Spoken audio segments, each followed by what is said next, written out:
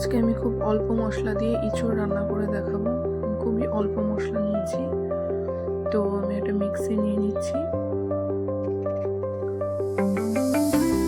মিক্সির মধ্যে আমি দিয়ে দিলাম আদা কুচি, রসুন কুচি, কাঁচা লঙ্কা, টমেটো। এটাকে আমি একটা মিহি পেস্ট বানাবো।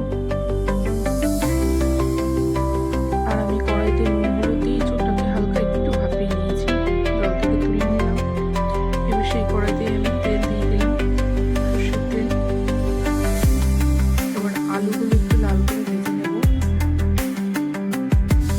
আলুগুলো ভাজা হয়ে গেছে, তুলে নিলাম। এবার আমি ইঁচড়গুলো ভেজে নেব। দিয়ে দিলাম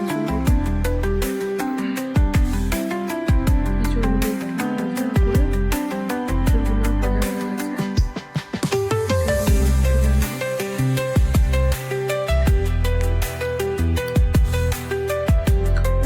তেলেই ফোড়নে দিয়ে দিলাম তেজপাতা, শুকনো লঙ্কা, গোটা জিরে,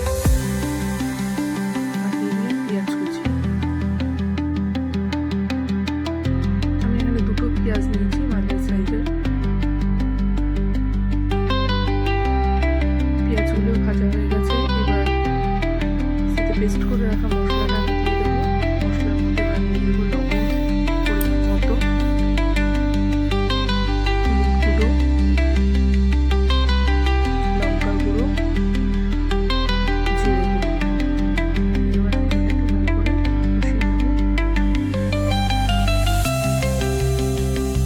মিক্সির মধ্যে একটুখানি জল দিয়ে দিয়েছি, মশলা দেওয়া জলটা আমি দিয়ে দিলাম।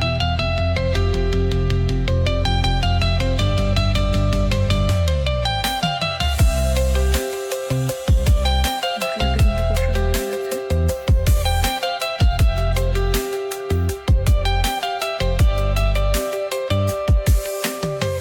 এবার আমি ভেজে রাখা আলু আর ইঁচড়টাও দিয়ে দিলাম, দিয়ে আমি মশলাটার সাথে ভালো করে মিশিয়ে নেব।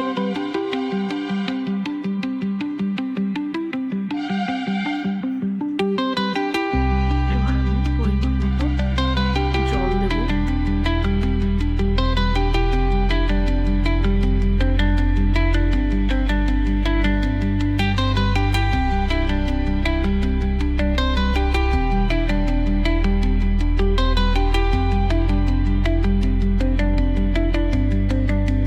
মশলাটা কষানো হয়ে গেছে, এবার আমি পরিমাণ মতো জল দিয়ে দিলাম। এবার আমি এটাকে একটু নাড়াচাড়া দিয়ে এটাকে একটু ঢাকা দিয়ে দেবো। 5 মিনিট পর ঢাকাটা খুলে আমি আবার এটাকে ভালো করে একটু নাড়িয়ে দেবো। আবার ঢাকা দিয়ে দেবো 10 মিনিটের জন্য। 10 মিনিট পর ইঁচড় আলু সব ভালো করে সেদ্ধ হয়ে গেছে।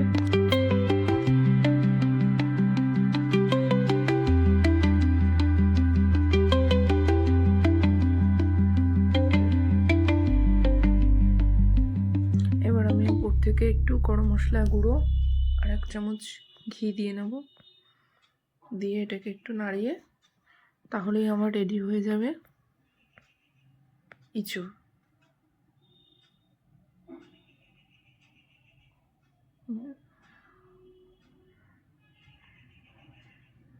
এইভাবে অল্প মশলায় ইঁচড় কিন্তু আমরা বানিয়ে নিতে পারি।